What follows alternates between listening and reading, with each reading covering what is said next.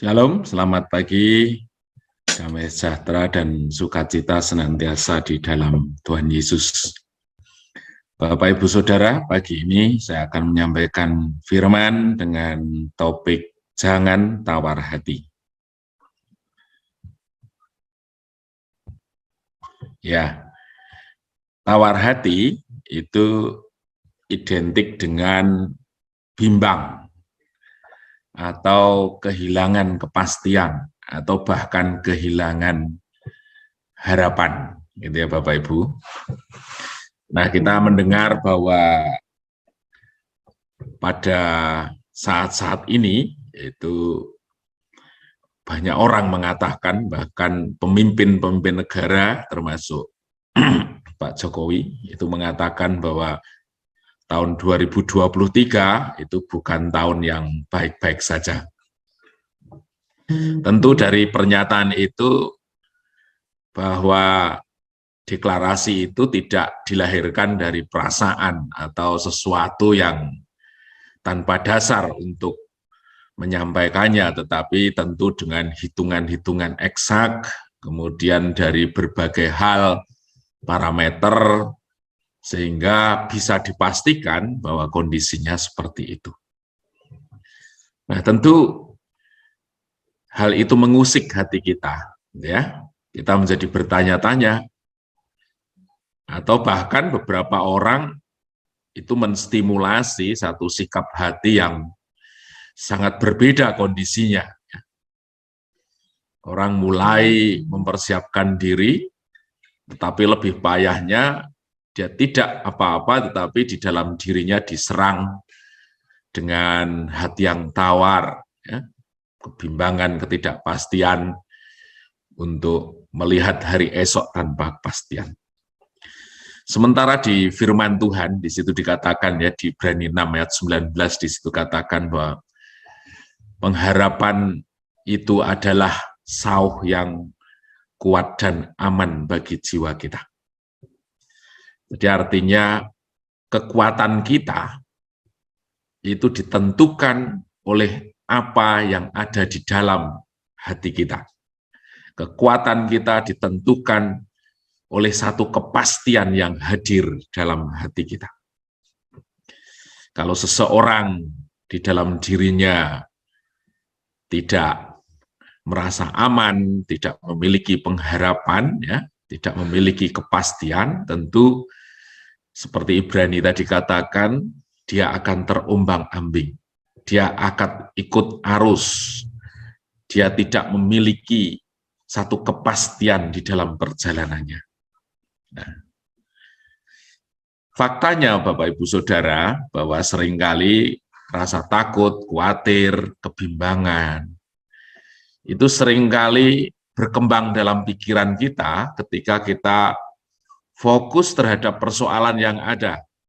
Ya, saya seringkali bermimpi, mimpi itu isinya semacam kekhawatiran, ketakutan terhadap satu hal gitu.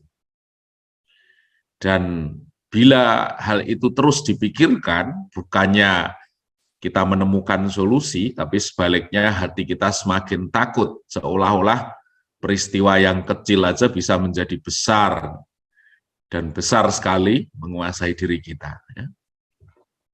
Sehingga seringkali ketika itu mengisi pikiran atau bahkan hati kita, setiap tindakan hidup kita berkurang efektivitasnya, ya. Kita semakin turun usahanya, kita semakin gelap untuk menentukan keputusan yang jernih, dan lain sebagainya. Nah, sesungguhnya tawar hati itu menunjukkan bahwa kita sudah terjebak pada satu pola pikir diri kita sendiri yang akhirnya kita merasa tidak mampu karena kita berusaha untuk mengatasi dengan kemampuan diri kita sendiri. Di Amsal 24 ayat 10, firman Tuhan mengatakan, jika engkau tawar hati, atau jika engkau bimbang, jika engkau merasa takut, jika engkau tidak memiliki kepastian pada masa kesesakan, kecilah kekuatanmu. Ya. Artinya Justru kita terjebak pada kekuatan kita sendiri yang sesungguhnya tidak seberapa. Namun firman mengatakan kita kuat, kita memiliki kepastian, kita memiliki jalan yang terus maju bila kita memiliki pengharapan. Nah, bagaimana umat Tuhan harus mensikapi? Di Yosua itu banyak sekali berkisah mengenai bagaimana Allah meminta bangsa Israel untuk tidak tawar hati, dan itu diresponi oleh Yosua yang pada saat itu dia dipercayakan untuk memegang tampuk pimpinan membawa orang Israel masuk ke dalam tanah Kanaan. Jadi dalam pikiran Yosua betapa pentingnya orang Israel memiliki kepastian agar pada akhirnya benar-benar bisa masuk ke tanah Kanaan itu. Ya, jadi kalau kita bertindak sebagai pemimpin, kalau kita memimpin banyak orang, ya, tetapi mereka tidak punya kepastian, ya percuma saja. Gitu ya. Pada awalnya mereka tidak meyakinkan bahwa kita bisa meraih visi kita, terus berikutnya mereka kehilangan semangat, dan akhirnya kita akan kalah. Jadi artinya betapa pentingnya spirit untuk memiliki kepastian itu bagi seseorang ataupun bagi suatu komunitas, ya, dalam hal ini jemaat Tuhan. Yosua 1 ayat 9 berbicara begini, bukanlah telah kuperintahkan kepadamu, kuatkanlah dan teguhkanlah hatimu. Ya. Jadi yang berbicara ini Tuhan kepada Yosua. Jangan kecut dan tawar hati, sebab Tuhan Allahmu menyertai engkau kemanapun engkau pergi. Mengapa Allah begitu meyakinkan dirinya kepada Yosua bahwa umat Tuhan tidak boleh kecut dan tawar hati? Karena Allah adalah pelaku utama dalam setiap kehidupan. Ya. Jadi dari firman ini jelas dikatakan bahwa orang yang mau mendengar suara Tuhan, dalam hal ini pada akhirnya Yosua mendengar suara Tuhan dan dia katakan kepada segenap orang Israel, jangan takut dan tawar hati. Artinya Yosua benar-benar meresponi apa yang Allah mau. Yosua mau mendengar suara Tuhan, pasti tidak akan tawar hati.